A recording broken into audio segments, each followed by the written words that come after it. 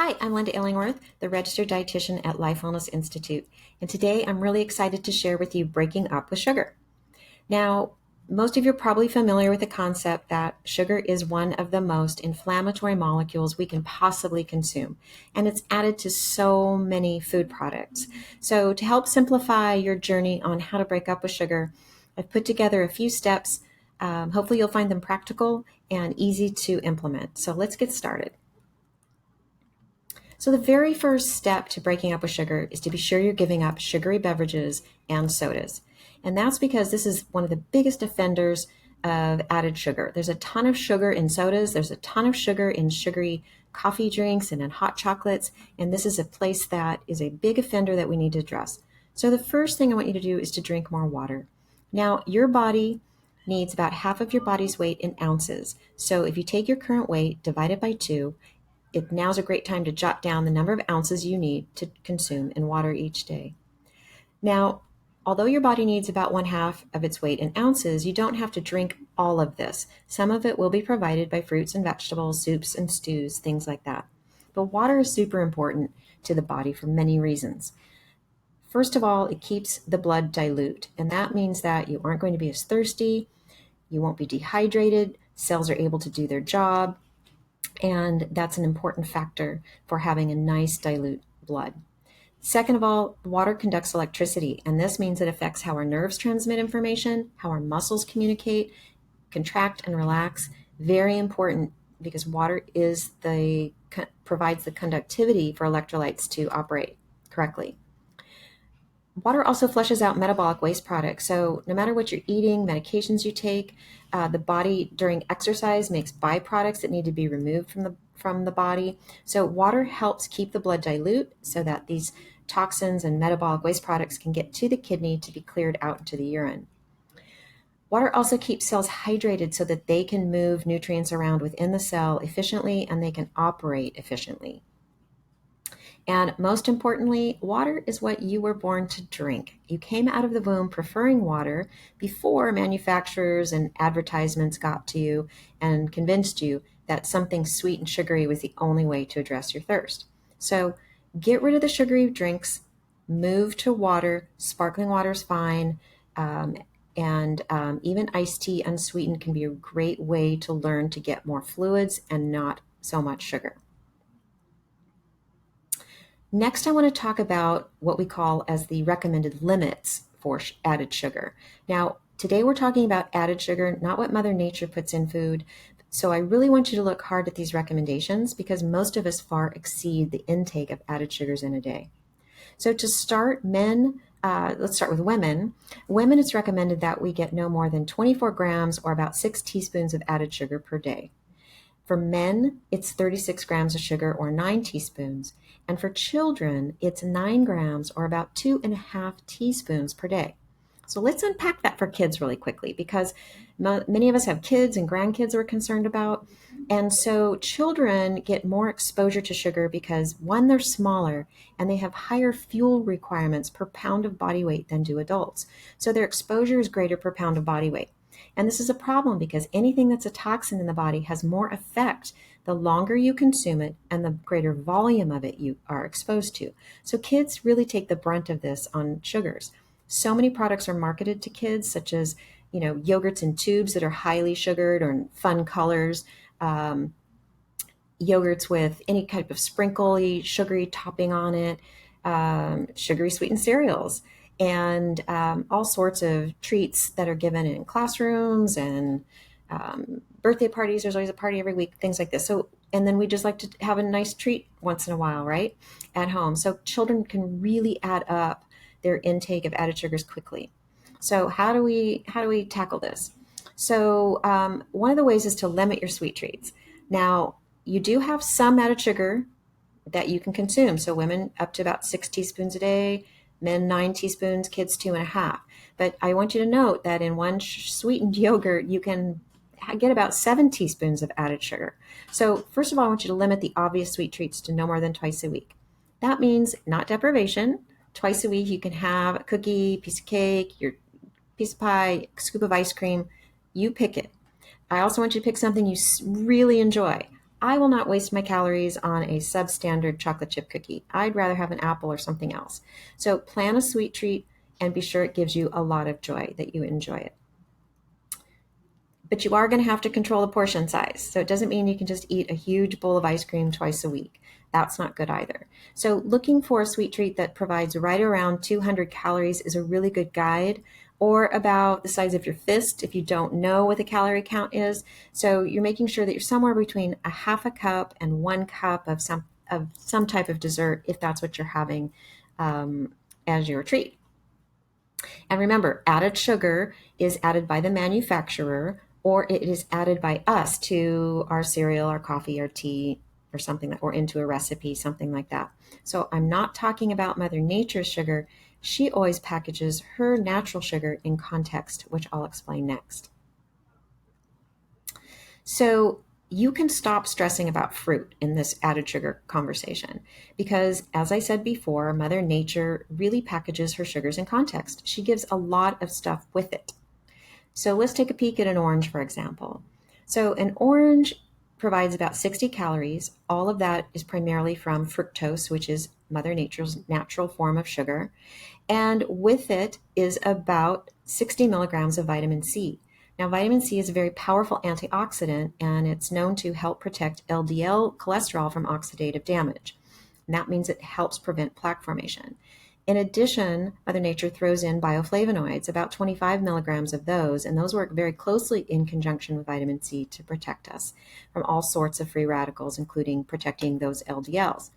In addition, she gives us 3 grams of fiber, and that nourishes our gut bacteria, which are a first line of defense of the immune system. So as soon as we aren't nurturing them, we're not really taking good care of our immune system. So Mother Nature provides an awful lot with those 15 grams of sugar that she puts into the orange. Now let's compare that with something you might think would be a good sweet treat. How about that skinny vanilla latte, right? So first off, a skinny vanilla latte has 120 calories, so it has twice as much fuel as an orange has. And even though there's only about 8 grams of added sugar in it, so you say, hey, well, that's not that much, then they add sucralose, because that's 8 grams of sugar isn't going to make it sweet enough for you to buy a second one. So sucralose is a 0-calorie sweetener they add to make it even sweeter. Now, there's also no fiber associated with this drink. And on top of that, there's very few vitamins, minerals, nutrients, and very little antioxidant. There might be a little bit in the polyphenols from the coffee, but this is not a primarily straight coffee beverage. It's not designed for that. It's really a vehicle for something sweet. So it's really not providing you with much nutrition. Now let's look at those 0-calorie sweeteners quickly, because I consider them just as evil as added sugar. So the problems with them are this, that 0-calorie sweeteners are 300 and 500 times sweeter than natural sugar. And what that means is that the reward center in your brain that registers pleasure registers those non-nutritive sweeteners as pretty darn pleasurable. And that means that can reinforce your desire for sweets, not putting you ahead of the game. And on top of that, these natural sweeteners, 0-calorie sweeteners, disrupt the microbiome, which means they are not nurturing your gut bacteria, which protect the immune system. And on top of that, they can even cause neuron toxicity. So I recently read a very interesting article about this, where these 0-calorie sweeteners actually cause the neurons in our brain to be overexcited or send out too much information. And this state of excitement can be called neuroexcitotoxicity, because the nerve cell isn't able to calm itself. So it's really excited in a toxic form. That can be a problem for people taking any medications for mood management. And so I think these are three pretty profound reasons to avoid 0-calorie sweeteners. So let's get to the nitty-gritty and figure out how to get this done. So first of all, you're going to have to do a little label reading, and you might be very surprised at what you find. So first, we're going to start with things that really should not contain any sugar whatsoever. So things like salad dressing. You might be very surprised to see how much added sugar is in your salad dressings. So toss them out if they have added sugar. Yogurts. I really prefer you consume a plain yogurt, add a teaspoon of your own natural honey, and that way Keep that in your count of how much you're adding rather than allowing the manufacturer to decide how much sugar you're getting in your yogurt. Things like pasta sauce, soups, broth. Yes, broth. They will even put sugar in broth, which should be chicken in a pot with some herbs and salt and pepper. Packaged mixes of things like rice and pasta soups and seasonings, cereals with more than 2 to 5 grams of sugar in a 1 cup serving. Granola can be a little higher in sugar, so look for your lowest sugar varieties of those. Crackers, especially if they're flavored, frozen meals and waffles, French toast, of course, pancakes, those are kind of obvious. If you use your own homemade mix, there's very little added sugar in the mixes when you're making it from scratch, so that would be a great way to go instead. Anything else you find in your refrigerator or pantry that isn't a sweet treat that has added sugar, prefer you toss it. Next, let's look at those sweet treats. So sweet treats and how people approach them come in two packages, so to speak. There's some of you that can have sweets in the house and that doesn't bother you at all. You have a lot of discipline. Your reward center doesn't call for it a lot, meaning your brain isn't telling you to go to the pantry and have a sweet treat. So you can coexist with having cookies or ice cream in the house, and twice a week you'll eat them and you'll be fine. Or you'll ignore them completely. Then there are some of us that can't have them in the house. It's too much temptation, and we'll just nibble on them every day. We won't be able to follow the twice a week rule, and it's just too difficult. So get them out of the house. So things you can keep: honey and 100% fruit spreads that don't have any added sugar. Toss out jellies, jams, and preserves. Now, homemade ones, you can keep those around, but if you've got 10 jars of jam from Aunt Millie, I really suggest you spread that love around, give a jar or two to coworkers or friends. Cookies, toss them out. Ice cream, toss it, especially if it's in large containers. What you can do is keep a pint of your favorite flavor, though, and you could have half a cup of that twice a week. That's only if you can be trusted, though. Dark chocolate, yay, you're saying, or I'm going to quit watching this webinar. You can keep it, but do look for 72% or darker cacao so that you're getting the most flavonols, which are the antioxidants, and the least amount of added sugar. Caramelized nuts, toss them out. Nobody needs sugary nuts. Baking mixes, if they don't have any added sugar, you can keep them. Cake mixes and cookie mixes, don't stock this stuff. If you need to make a cake, there's a special occasion, go to the store, buy the cake mix, make it, serve it, get rid of it. Candy, don't keep any of it around. Even little individually wrapped hard candies, none of it. It's too much of a slippery slope. So just get rid of the candy, and we're going to learn faster than how to be not consuming sugar on a regular basis. Now for the hidden simple carb that might as well be sugar that I really want you to toss. And the biggest offender of this are these veggie sticks. Veggie sticks are white rice flour that have some type of vegetable powders tossed in there. And you can tell just from the color of them. They're pale green, pale orange. They don't contain enough antioxidant to count as a vegetable. So get rid of them. They're a very high glycemic snack, and that means it's not good for your blood sugar. Potato chips, toss them out. Now, root chips could be an exception if they're sweet potato, beet, or even taro chips. These are lower glycemic choices, but do remember they're not always made with the healthiest of oils, and they can be a source of sodium. Crackers made with refined flours, white stuff and the orange ones too. Cereals containing refined flours, and even if they boast they're made from whole grain. So here's the problem with whole grain flours.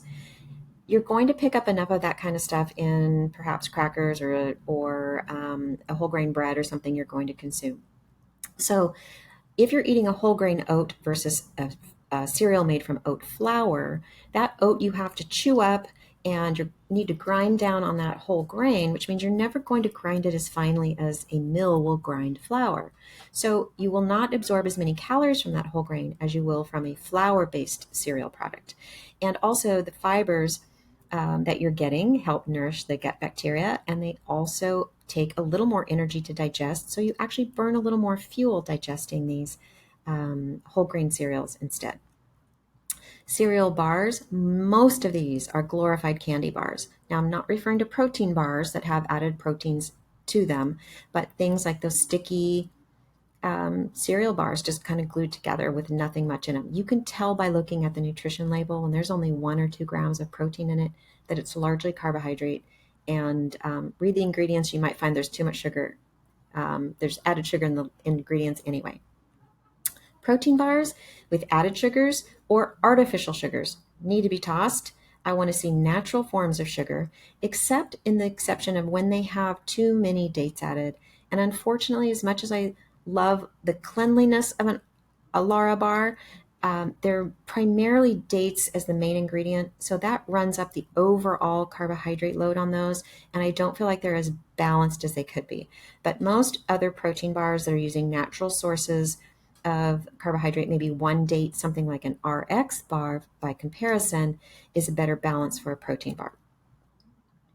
Now, we have to have the discussion about alcohol because I would be remiss if we didn't.